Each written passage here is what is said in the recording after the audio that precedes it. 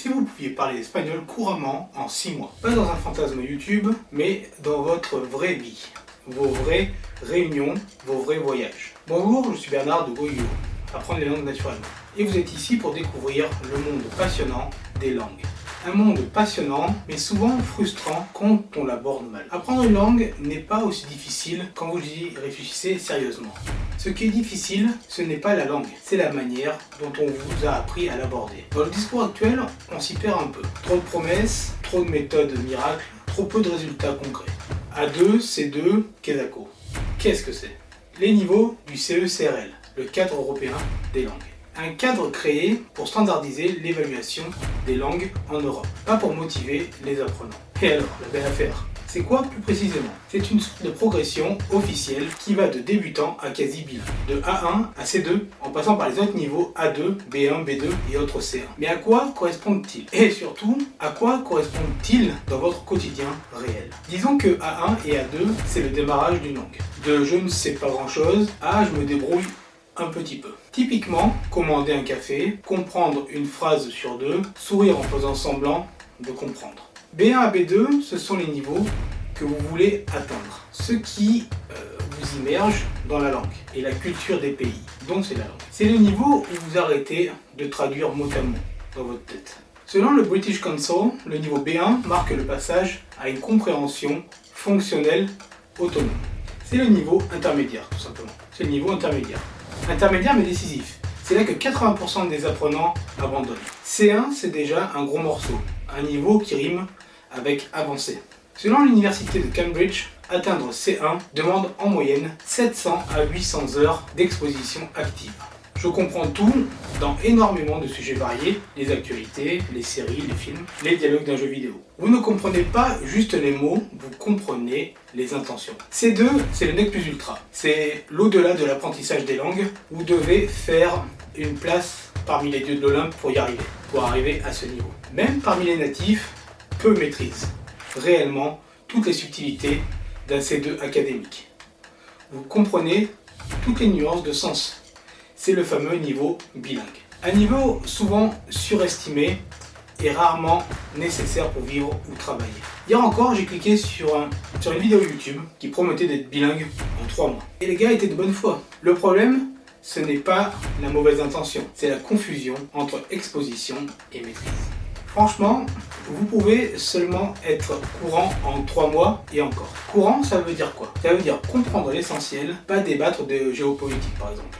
Cela dépendra de la langue que vous voulez apprendre et si elle est proche de votre langue maternelle, en termes de vocabulaire, de construction de phrases et de proximité linguistique. Le Foreign Service Institute classe les langues par difficulté pour un anglophone. Et les langues romanes arrivent en tête des plus accessibles. On va s'attarder dans cette vidéo sur l'espagnol. Mais n'oubliez pas que mes méthodologies s'appliquent à quelques différences. Prêt à toutes les langues. Le cerveau apprend selon les mêmes principes, quelle que soit la langue. Aujourd'hui, répondons à cette question. Pourquoi l'espagnol est plus accessible que vous ne le croyez? Et pourquoi vous avez probablement déjà beaucoup plus de connaissances que vous ne l'imaginez? Pour vous, que vous débutiez une langue, que vous ayez déjà des bases, vous pouvez atteindre un niveau intermédiaire B1 en 3 mois. Des études en neurosciences cognitives montrent qu'une exposition quotidienne, intensive, accélère la plasticité neuronale. En 2007, ça a été prouvé. Pour cela, une chose à faire, mais ce ne sera pas de tout repos. Apprendre une langue, c'est accepter d'être mauvais temporairement. J'ai choisi comme exemple l'espagnol dans cette vidéo. Trouvez une vidéo, un audio, un extrait de jeu vidéo en espagnol. Une situation réelle, pas un dialogue artificiel de manuel. Obtenez les sous-titres en espagnol et en français et procédez de la sorte. Hola muchachos, hola muchachas, 5 étapes. Étape 1, écoutez sans sous-titres, sans aucun sous-titre. Votre cerveau commence à détecter les rythmes et intonations. Étape 2, écoutez en suivant les sous-titres espagnols. Vous associez le son à la forme écrite, activation du cortex temporal. Étape 3, suivez les sous-titres français. Vous construisez le sens global sans traduire mot à mot. Étape 4, écoutez en lisant à voix haute les sous-titres espagnols. La production orale renforce la mémorisation, jusqu'à 40%, selon une étude de MacLeod en 2010. Étape 5, écoutez en prononçant les paroles sans aide visuelle. Vous forcez la récupération active, clé de l'apprentissage durable. Es la técnica rápida de los bandidos.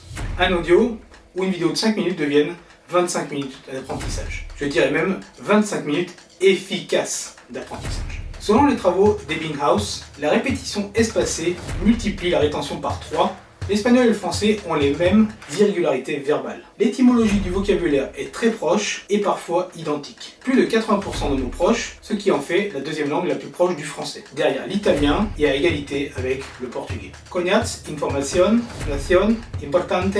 Votre cerveau reconnaît déjà des mots. Ainsi, vous voulez parler l'espagnol, l'italien ou le portugais.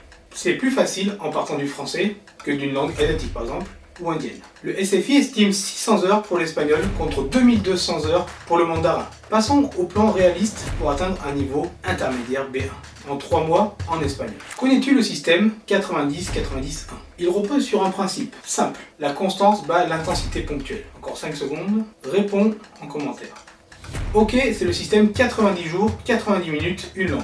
Tu peux également remplacer une langue par un autre objectif ou une autre compétence à acquérir. Cependant, je vous déconseille de changer le nombre de jours et de temps en minutes à consacrer à l'objectif.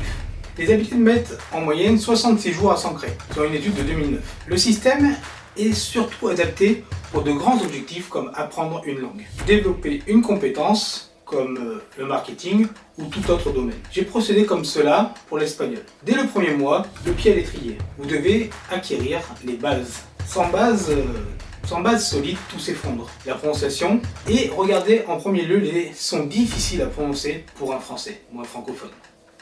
Le cerveau adulte conserve une plasticité phonétique jusqu'à 60 ans, selon une étude de Kuhl en 2014. Connaître un nombre de mots suffisant pour comprendre rapidement. 1000 mots couvrent environ 80% des conversations quotidiennes. Et cela passe par le contexte avec la compréhension de phrases en espagnol. Le cerveau apprend mieux en contexte qu'en liste isolée. C'est ce que je vous propose dans mon programme Starter, qui est une porte d'entrée vers la langue que vous voulez apprendre. Il comporte plus d'une dizaine de langues Starter. Choisissez celle que vous voulez apprendre dans un premier temps. Comprenez Starter comme un départ vers votre maîtrise de votre langue choisie. Un outil parfait pour débuter une langue les 30 premiers jours d'apprentissage. Rappelez-vous, le pied à l'étrier, le démarrage de quelque chose est toujours difficile, mais dès que vous allez dépasser cet inconfort, vous suivez le cap. Comme au sport, les 10 premières séances sont les plus dures. 3 actions simples à mener chaque jour. Pas plus de 15 minutes pendant 30 jours pour vous habituer à fournir ce petit effort et dominer l'inconfort de l'apprentissage des langues étrangères. Une fois pour toutes. 150 phrases triées par thématique, 15 fichiers audio à l'oral, un vocabulaire de près de 1000 mots vus en seulement 30 jours.